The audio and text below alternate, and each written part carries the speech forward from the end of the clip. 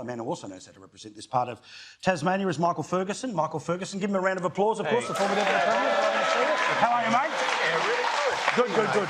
Welcome to Longing. It's so good to be here. Yeah.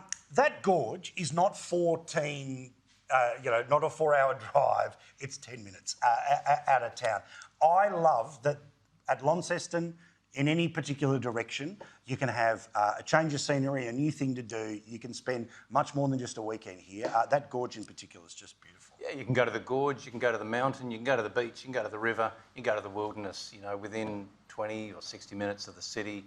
You've got a lot of choice. We're spoiled here in Northern Tasmania and we're glad you're here. Oh, thank you. So give us an idea. When you're in the heart of government and you're trying to fight for this area, what are the sorts of things that this area wants of state government?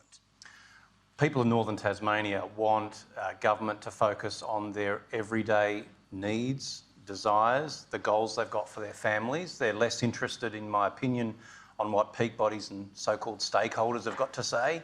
You know what I'm talking about? Yeah. And government, does need to listen to stakeholders and peak bodies, but they've got to listen to the people of the community and focus on them. Often they don't have a voice. Often they're not loud voices. And it does fall to the politicians to use wise judgment, be careful who we're listening to.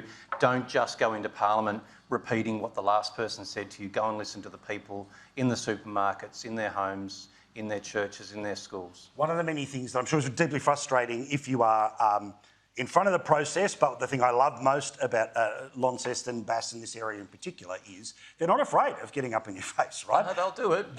You're more than happy to get up in a bloke's face, yeah. This is it, right. Yeah, you've got a good hour as soon as we're off the air. But what's that's like? Because obviously it keeps you in check. It makes sure that you don't get too distracted by the Hobart of everything. Maybe that's why Northern Tasmania, the seat of Bass that Bridget represents for us so well, maybe that's why it's marginal. Maybe it's because people are not sold just on a particular person or party, but they are interested in those who are going to focus on their family, their community, their river, their school, their hospital.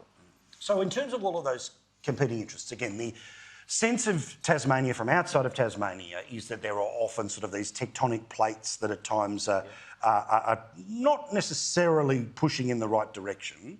How do you manage those tectonic plates? Great question. Well, pick an example like forestry. Like forestry's been cast over time and time again, and it's always been, well, frequently been the case that a state like Tasmania that actually does forestry really well, whether it's native sustainable forest practices or plantation and getting into some new industries and new and clever products, it doesn't necessarily follow that just what's good for our community and our state is something that will find its way into a mainstream Labor Party policy. Yeah. Because there are mainland capital teal seats and voters to appeal to, Greens and Labor left, and so they can sway the major party, in particular on the left of politics, and yet our people are the ones who have to pay the price. It's happening now on salmon. We've got to watch that like a hawk, and we've got to protect these industries because they're good industries and they're putting food on the tables of our families. Good man. You're a wonderful representative. Thank you, Michael. Pleasure. Appreciate it. Thank you. Give him a round of applause. Good man.